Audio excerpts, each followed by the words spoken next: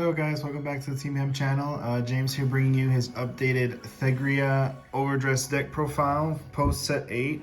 I know we're about to go into set 9 pretty soon, but I wanted to put this deck list out there for you guys so that way you can get an idea, maybe get some thoughts on it before we're going into the set 9 meta. So without further ado, I will get started. So as you can see, we still use the standard Thegrea ride line. I know some people have been using the grade 1 maple instead of the grade 1 Thegrea for the ride line choice. And I tested that a little bit, and yeah, it allowed me to see maple guaranteed, but I really did miss the superior call that this grade 1 gives when you ride the 2 over the 1 from checking the top card. It also can mind game with your opponent when you reveal the trigger, so it makes your opponent go, well, now I have to guard a certain way. So that's why I've decided to keep her, so that way I can either get a unit or reveal a trigger and make my opponent guard differently than what they were planning on. So then we'll go to the 3s.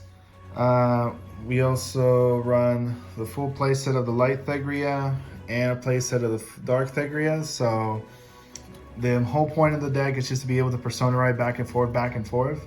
So that's why we have to maximize on the light and the dark, so that way we can see them. The light one allows you to restand a rear guard at the end of her battle if she rides over the dark. She also allows you to superior call a grade 2 or less unit from the top of the deck. Unless you have the Dark and Soul, then you can superior call 2 grade 2s or less from the top 5 cards of the deck. So that's why we use her as our main grade 3 ride line. So that way on our first grade 3 turn, we can call out potentially 2 units by putting the dark one into the soul through the use of a grade 2 named Drilling Angel. And then the dark one, in case you're not aware what she does, she allows me to retire 2 grade 2 or less rear guards to retire an opponent's rear guard. But if the light is in the soul, she allows me to retire a whole column on my opponent's side. And then also at the end of the battle she attacked, if she rode over the light, you can counterblast 1 discard to stand herself. So the light stands a rear guard and the dark restands herself. So yeah, like I said, that's the whole point of the deck. You just go back and forth. And running a full place of the light and dark is just very important because that's the whole point and gimmick of the deck. So, and then for the other grade 3s, I still run 2 of these. I'll put a link to the previous Thegrea deck profile that I did. It's really not too many changes. I'm like, for example, still running 2 of these. I think this card's a very solid card in Thegrea because she is a guard restrict unit as long as you persona road that turn, and because this deck's all about persona riding each turn, her guard restrict's gonna be active, which her guard restrict is when she attacks, you have to drop 2 or more from hand at the same time, and she gets +5. She's very deadly when you combine her with the light, because you can swing with her first, then swing with the light Thegrea stands her back up, and your opponent has to drop 2 more again to block her. So I've actually won quite a few games that way, so that's why I run the 2. I tried bumping her up to 3, and because we're in a meta where we're trying to rush our opponent, especially with a lot of Gear Chronicle decks running around, I couldn't really afford running more than 2 copies of her, but definitely kept her in here because she is a nice guard restrict like mid to late game once you start persona riding. And then for the 2s, we still run 4 of the grade 2 maple. She's definitely a solid staple in the deck. She's how you're able to recuperate Thegreas from the soul to hand, but she can also recuperate other cards from the soul to hand as long as you soul blast cards whose grades equal to add up to the card that you're trying to add to hand's grade. So for example, if you're trying to get a 3 back, if you soul blast a 3 or a 2 and a 1, you can get that 3 from soul to hand. And she resurrects herself every time you basically ride during your ride phase. So yeah, she's definitely a staple card in the deck. Definitely a mandatory 4 of in the deck, I feel. And then another mandatory 4 of is the Drilling Angel. Like I was saying earlier, he's able to put the Dark Thegrea into soul early game. Like say if you are reaching for ride, you can discard her for your ride line, and then use Drilling Angel to put her into your soul, so that way you're ready to go when you hit your grade 3 turn, and you're able to superior call 2 from the top of the deck. He also can set up for maple as well by putting cards into the soul that maybe you want to recuperate to your hand. Just builds soul in general for soul blasting effects. Very much a staple card in the deck. Definitely a 4 of. And for the last grade 2s, running the Hybrid. When he's placed, you can counterblast, soul blast. You look at top 3, you choose a card from among them and call it to rear if it's a 2 or less unit card. And if it's anything else, it goes to your hands. And then you shuffle your deck. So he's a searcher. He helps you build a board. The only reason why I run him as a 2 of is because the counterblast soul blast is pretty heavy later on in the game.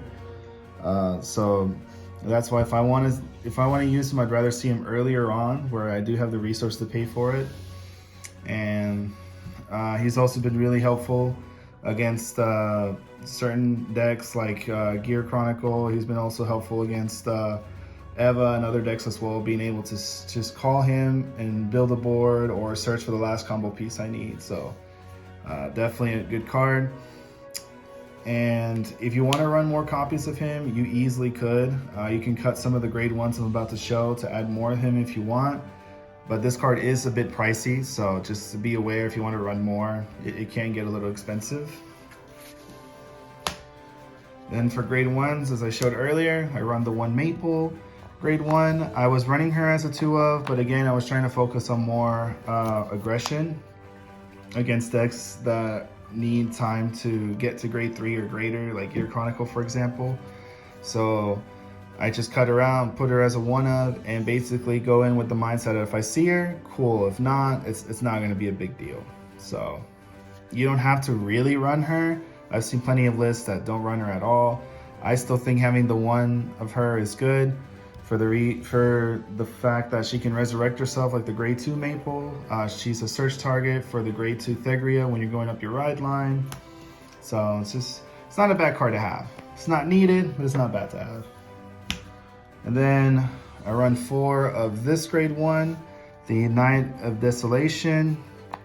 So I put this in with the mindset that if I'm going first, on my grade 2 turn, I can drop these to rear guard and swing for 18 on my opponent's grade 1 Vanguard.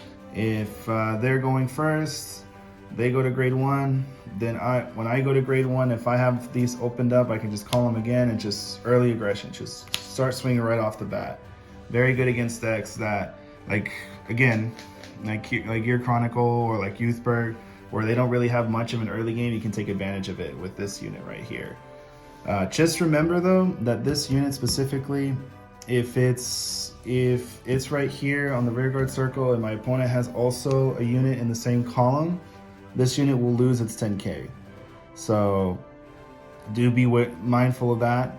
But usually they won't have a unit in the same column that early on, and even if you summon this later on in the game, you can use like Thegrea, the Dark Thegrea, to retire their column, call this where that column used to be, and then it's an 18k beater, or on Persona Ride 28. So it's really nice. So definitely a lot of utility in the deck. That's why we run the 4. And then I run the 2 tech of this unit. So I've been taking this unit in and out quite regularly, and I decided to put it back in. It says when it's placed on rear or discarded from hand during my turn, I can stand in back row rear guard. So with the grade 2 ride line of Thegrea, if I call, let's say if I see her on the top card of the deck, I can call her to the back row rested, then her skill will stand her back up. Or let's say I saw this on top of the deck, comes in at rest, so I'll put it rest in the back row, and then I can call this unit and do her skill to stand this back up, so it allows me for early game aggression. And then also this grade 1 allows me to discard it for my Thegrea costs and stand back row rear guards. So like the Dark, I can discard her, stand the Dark back up, and then use her to stand her booster, or I can discard her for the Light, stand the rear guard, and then she will stand up the unit behind the rear guard I stood. So I get a full column back. So that's why I really like this grade 1 to be used. Couldn't find space to put in a 3rd. Personally, I've been liking it as 2. If you want to try out this tech and run more copies of it in your version, by all means, go for it. And then for PGs, I feel it's pretty standard right now. It's just 3 of the Overdress PG and then 1 of the Elementaria. Elementaria mainly just because of the gears matchup when they start going into their grade 4s and start striding, or those rogue grade 4 decks where they have an inherent triple drive. I can just drop this to guard, no discard needed. And then, of course, the Overdress PGs, because you do need PGs in your deck to survive like big swings. And then lastly, for the triggers, it's pretty aggressive trigger lineup. I run the 7 crits, 4 effects, 3 of the regulars. You can do it vice versa if you want to. If you rather have the 5k power from the trigger, up to you. I just like having this as the sole generator if in the event I need it. And so I run the 4 of. But yeah, you can flip-flop however you want. And then also we run the 4 fronts. I feel that the fronts are very important as they push high numbers, especially later on in the game. Once you push your opponent to 4 or 5 damage, that's when the front triggers start to become very deadly. Because now they have to start guarding, and fronts can just push your columns over the threshold that you need to get over their defenses. So I run the 4. I run 4 vanilla heals. I'm not really a fan of the effect heals at this time of recording. Maybe when future sets come out, you can use them, but for right now, just regular heals will work just fine. And then last but not least, the OT for Keter. I'd rather use this over the vanilla OT for the reason of just drawing extra cards, building a hand, so I can be able to guard my opponent's next few attacks, hopefully, or be able to see more combo pieces. The vanilla OT is just nice to have if you can go in for game that turn.